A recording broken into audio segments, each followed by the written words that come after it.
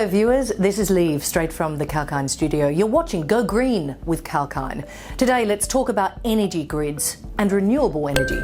Though there is a lot of enthusiasm about renewables and the net zero emissions targets, there are also glaring shortcomings in power generation and distribution that are creating hurdles. A few major obstacles are costs, backup generation power, storage and grid modernisation. The UK is at a path-breaking threshold of renewable energy and aims to march towards its net zero emissions goal by 2050. It's all part of its Green Industrial Revolution plan.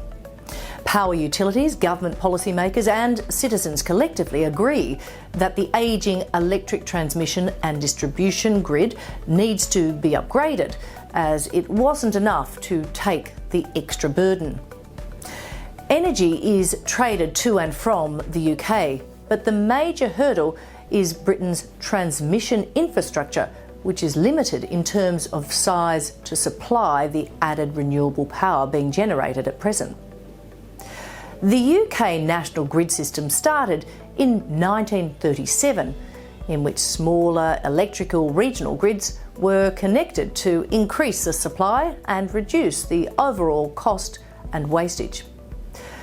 Over time, energy demand and consumption have increased, but new capacity hasn't been added at the same rate.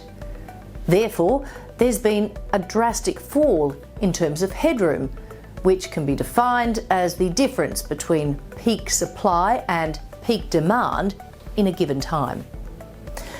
Though the Boris Johnson-led UK government is committed to reaching net zero carbon emissions, according to the Environmental Audit Committee of the UK, the community energy sector for Britain is small and no longer growing, unlike Germany, Denmark and the Netherlands.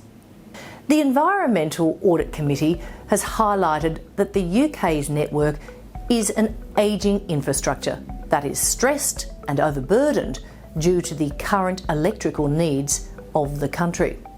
Over the years, the grid has been forced to handle a huge flow of electricity from its source to its end consumers.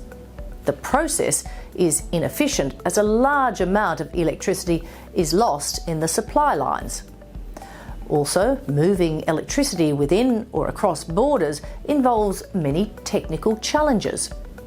For years, the UK has relied on fossil fuel and nuclear power plants for the power demand. All these power plants are age-old and many have closed. Now, with the introduction of renewable energies and gas turbines, there's a need for a new network altogether, and that's according to the National Grid Electricity Transmission, which owns and operates electricity and natural gas transmission networks across Britain.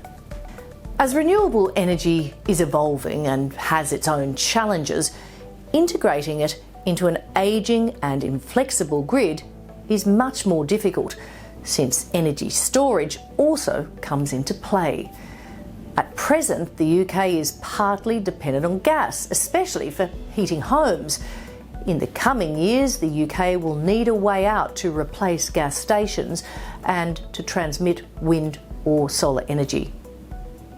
According to National Grid experts, for a balanced system, the network may need new technology such as flywheels and supercharged capacitors.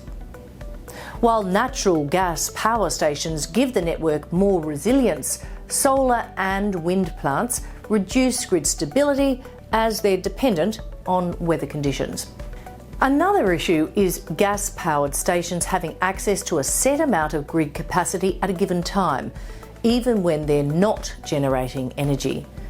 That means renewable energy suppliers are unable to utilise it even if the capacity is lying unutilised. Sector experts say that if renewable developers do not want to invest millions to upgrade the network, then they can look for a flexible arrangement with fossil fuel or gas plants.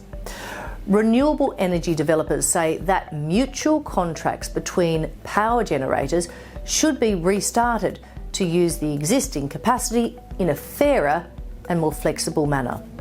This, they say, would free up space on the grid and allow a fairer distribution between all types of power, renewable and non-renewable. This can attract more renewables investment and can also utilise the existing infrastructure. Well, if you like this information, please like, share and comment on the video and subscribe to our YouTube channel and press the bell icon for notifications for our latest videos. For regular updates and information, you can log on to our website, kalkinemedia.com. I'm Liv for Kalkine Media.